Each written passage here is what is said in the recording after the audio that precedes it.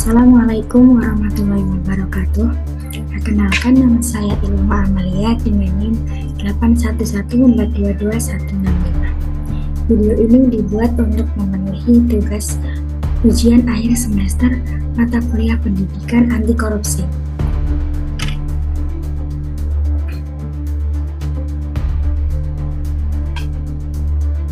Video ini berisi hasil investigasi dari kasus korupsi dana desa yang dilakukan oleh mantan kepala desa Lontar, Kecamatan Tirtayasa, Kabupaten Serang, Banten. Korupsi merupakan tindakan melanggar hukum yang masih kerap terjadi di Indonesia. Korupsi menyerang pada semua jenjang hierarki pemerintahan, dari pemerintah pusat hingga pemerintahan daerah tidak luput menjadi tempat terjadinya tindak korupsi. Desa menjadi salah satu sektor yang banyak terjadi tindak korupsi. Hal ini berdasarkan data pada tahun 2022 yang dikeluarkan oleh Indonesian Corruption Watch. Dalam data tersebut disebutkan pada tahun 2022 terdapat 155 kasus serta 252 orang yang menjadi tersangka kasus korupsi di desa. Pemerintah pusat berdasarkan asas desentralisasi memberikan kewenangan kepada pemerintahan daerah untuk melaksanakan pemerintahannya sendiri.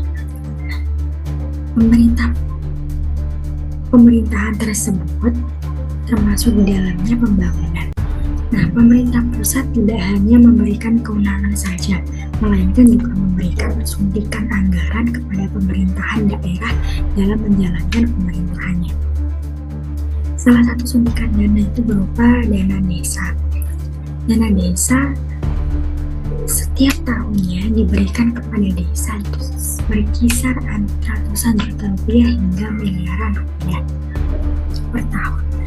Anggaran tersebut merupakan anggaran yang cukup besar.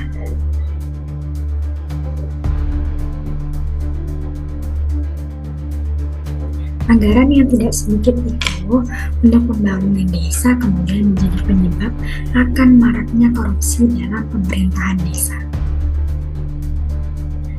Terdapat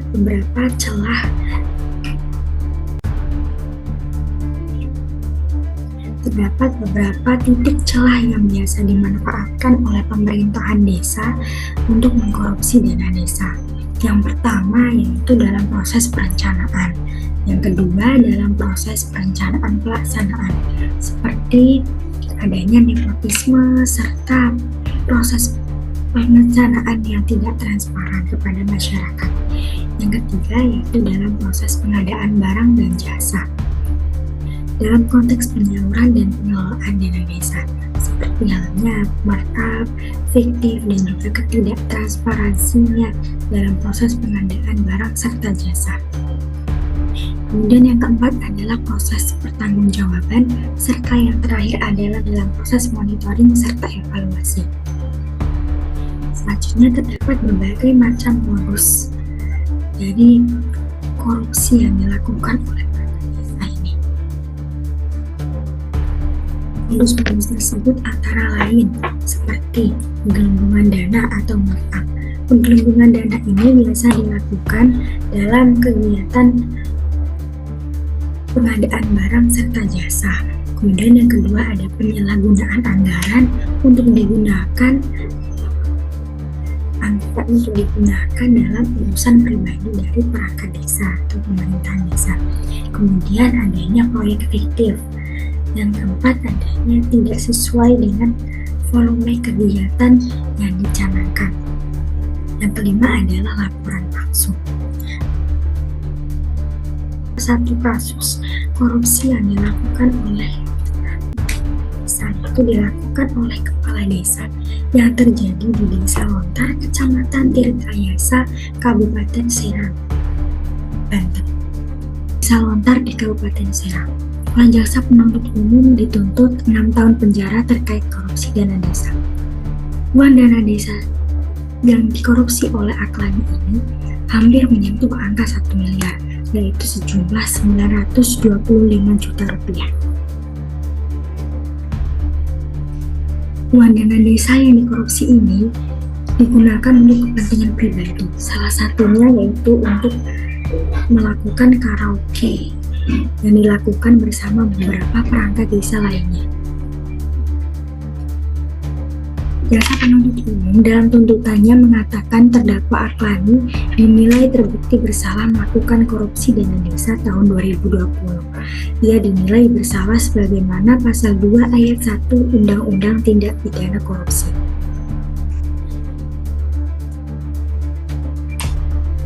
Pidana.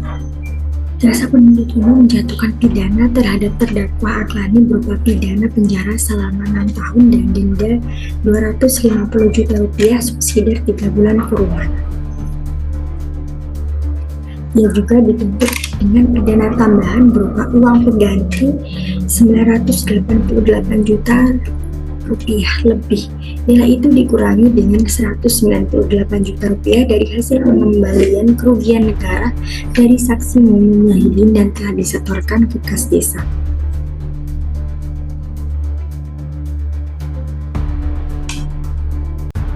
Dapat beberapa kegiatan yang tidak dilaksanakan oleh kepala desa tersebut akibat dari adanya korupsi, yang antara lainnya yaitu pembangunan ramen beton, kemudian kegiatan non-fisik yaitu pelatihan servis handphone senilai Rp43 juta, kemudian ada tunjangan staf desa, serta bantuan sembako dalam kegiatan COVID-19. Kemudian hakim memutuskan bahwa terdakwa terbukti bersalah yaitu sebagaimana melanggar pasal 3 junto pasal 18 Undang-Undang Tindak Pidana Korupsi.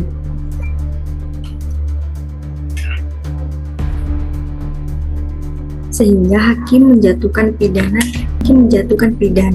5 tahun penjara serta denda sebesar Rp300 juta dengan ketentuan apabila tidak dibayar diganti 2 bulan penjara. Sekian investigasi terkait kasus korupsi dana desa oleh Kepala Desa Lontar. Wassalamualaikum warahmatullahi wabarakatuh.